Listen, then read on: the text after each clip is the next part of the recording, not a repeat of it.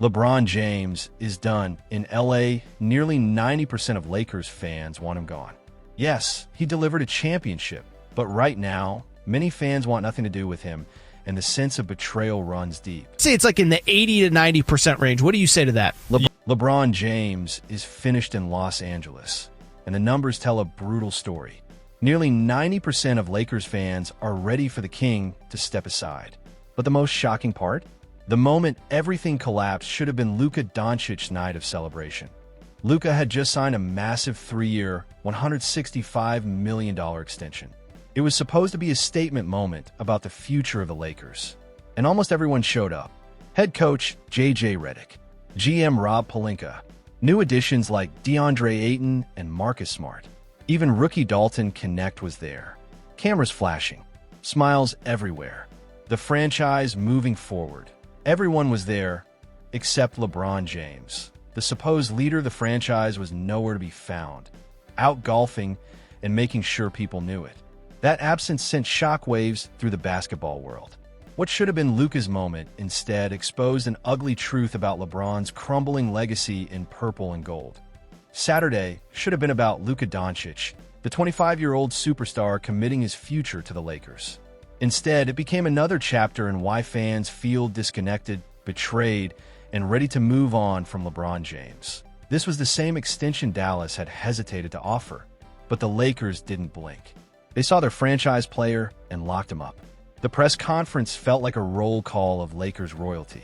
Every notable figure in the organization showed up to support their new cornerstone. DeAndre Ayton, fresh off joining the team, was there. Marcus Smart, another new addition, made sure to attend. Even Dalton Connect, drafted just months ago in the second round, understood the weight of the moment. But there was one glaring, calculated absence. Number 23, LeBron James. And here's the kicker. It wasn't a family emergency. It wasn't a scheduling conflict or a flight delay. According to his own Instagram, LeBron spent his Saturday on the golf course. Not only was he absent, he made sure everyone knew exactly what he was doing instead of standing beside his teammate. That's why we found out he was playing golf all day.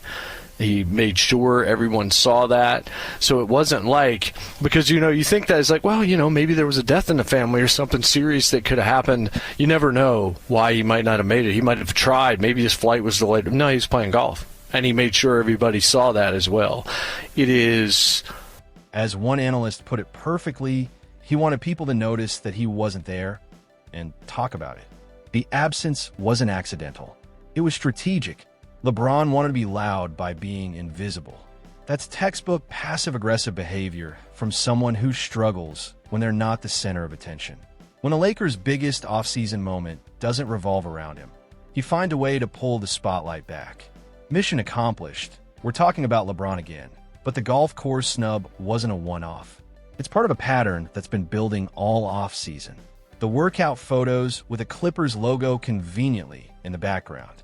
The cryptic tweets designed to stir speculation.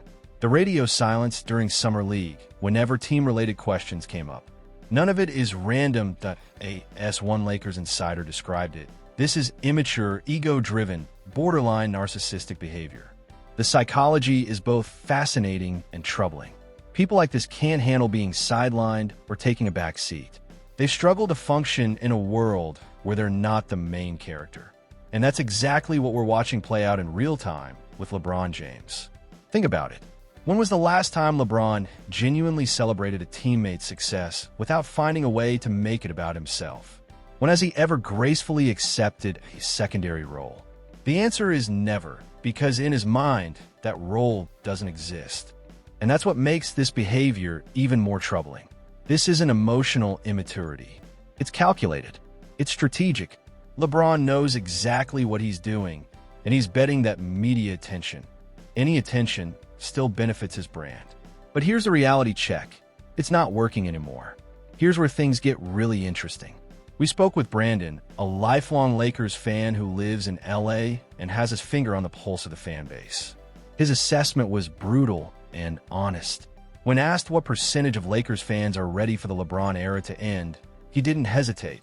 I'd say it's in the 80 to 90% range. Let that sink in. But Brandon made an important distinction that a lot of people miss. You have to separate actual Lakers fans from LeBron fans, he said. A lot of people just followed LeBron from team to team like some basketball version of the Grateful Dead. Those aren't real Lakers fans, they're LeBron fans. 4 genuine Lakers fans, the ones bleeding purple and gold long before LeBron arrived. The numbers are even more staggering. Brandon estimates it's closer to 90% of real Lakers fans who want him gone.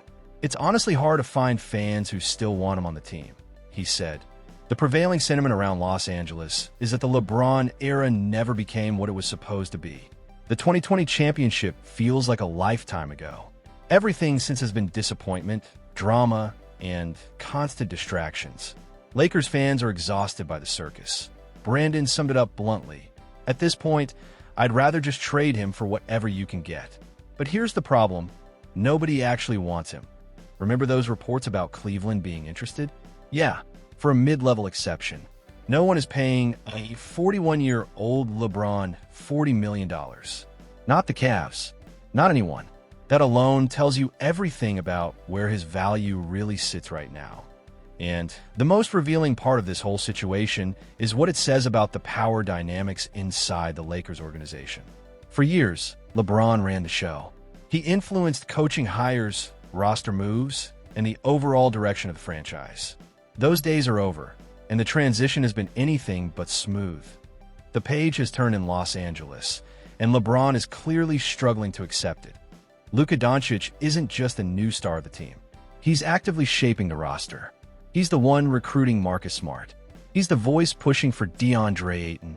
He's having dinner meetings, building relationships, and laying the foundation for the future, while LeBron sulks on social media. That shift in power is what's really eating at him. For the first time in his career, LeBron isn't the decision-maker.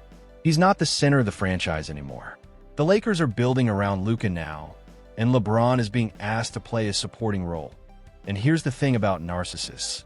They can't recognize or admit fault. They can't accept being wrong. As one analyst put it, that's simply not possible for someone like that.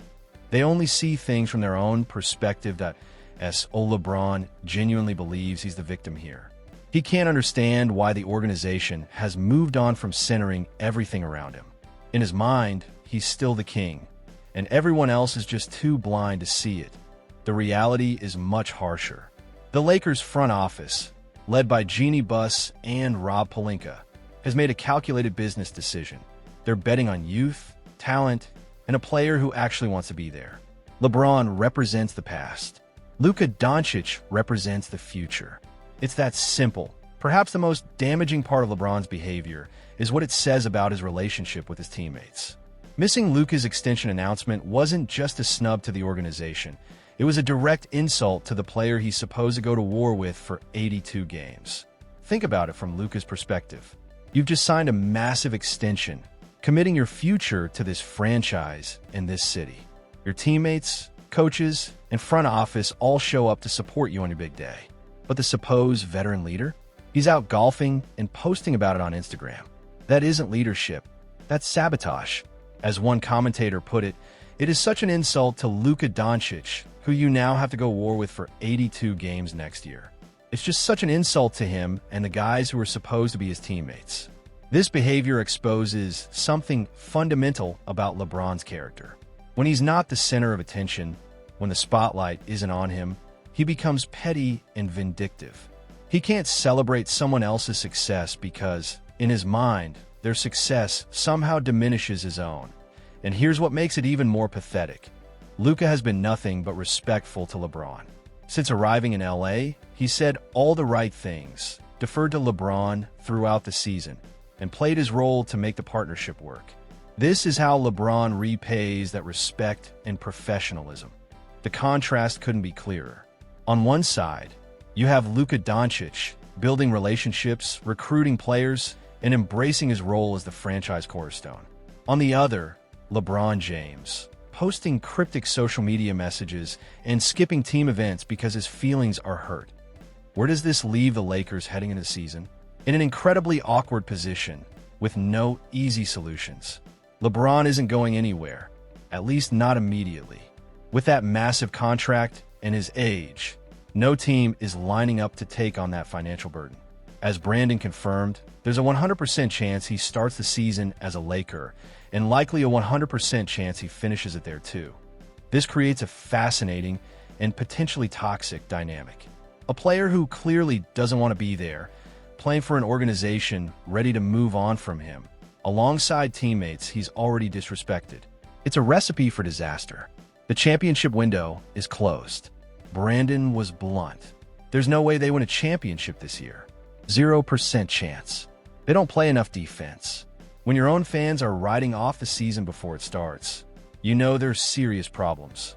What makes this even more tragic is that it didn't have to end this way.